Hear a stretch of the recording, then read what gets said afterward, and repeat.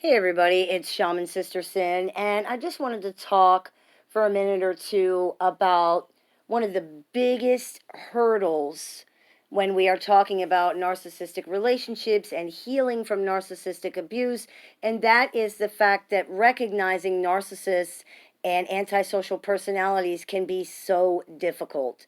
There are several different reasons for this, and I have touched on many of them before, such as in the video What the Doctor Doesn't See. But part of the reason recognizing narcissists and psychopaths can be so difficult is that examples given of these personalities are often so extreme. But not all psychopaths and narcissists have physically hurt other people or been caught doing anything illegal. These examples are reality, but they can also be misleading.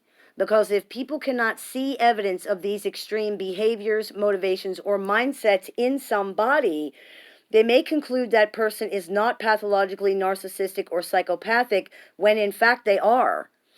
This is dangerous because it impairs a person's ability to defend themselves. Awareness is the number one tool for self-defense.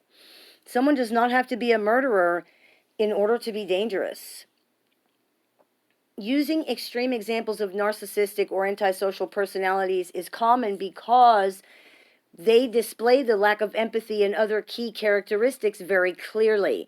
But it gives people no real idea of what these things look like in everyday life. It can mislead people into believing that if someone does not engage in these same extremities, they can't have this problem. And that's just not true. I cannot tell you the number of people I have spoken to who said that their only experience or context regarding these concepts was serial killers or some other extreme example, and that this extreme presentation of these personalities temporarily blinded them regarding the reality and the severity of their own situation. We often see this blindness in the clinical arena as well.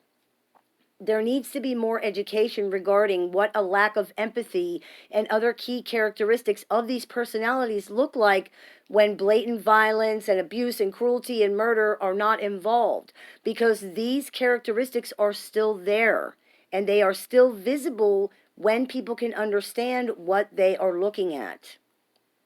For example, this quote, "Everything is free if you take it," by narcissistic psychopath and suspected serial killer Israel Keys.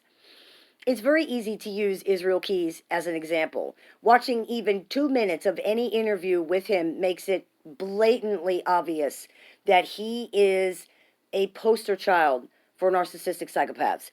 It's easy to point to his admitted behavior as proof. Coupled with this quote from him, among many others, which was followed by a laugh, by the way, it gives us excellent insight into his mindset, his motivations, the way that he looks at things. However, it's very, very doubtful that horrible crimes against humanity are the only ways that these mindsets and motivations manifested in his life. Personality disorders affect the whole personality, which means this kind of thinking infects everything that this person does, says, feels, sees, hears, and experiences. There's no part of them that is not touched by it. It's also important to understand that not every person with this personality structure will choose to do what Israel Keys chose to do. Many do not. Some can be just as narcissistic, just as antisocial as he was, but have never physically harmed or killed anybody at all. It's a mistake to believe, or for anyone to imply, that one always leads to the other, or that this is the only way that these things show up in someone's life, because this is just not true. It's important to learn to recognize what the key characteristics of these personalities look like in everyday life, so that extreme examples are not all we have to go by. Israel Keys actually committed suicide awaiting trial. He confessed to several murders and alluded to others. He is suspected of at least 11 murders.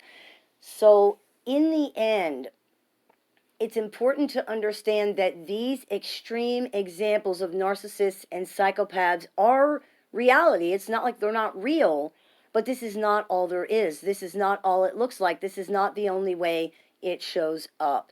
And I actually do have a few videos on the channel about other ways that lack of empathy, for example, can show up in somebody's life. It doesn't always just look like blatant abuse and cruelty and violence. So if you're interested, you might want to check those out. And I just wanted to share this with you really quickly. I hope this clears a few things up for you, and I hope that you have a wonderful day. May the Great Spirit bless you.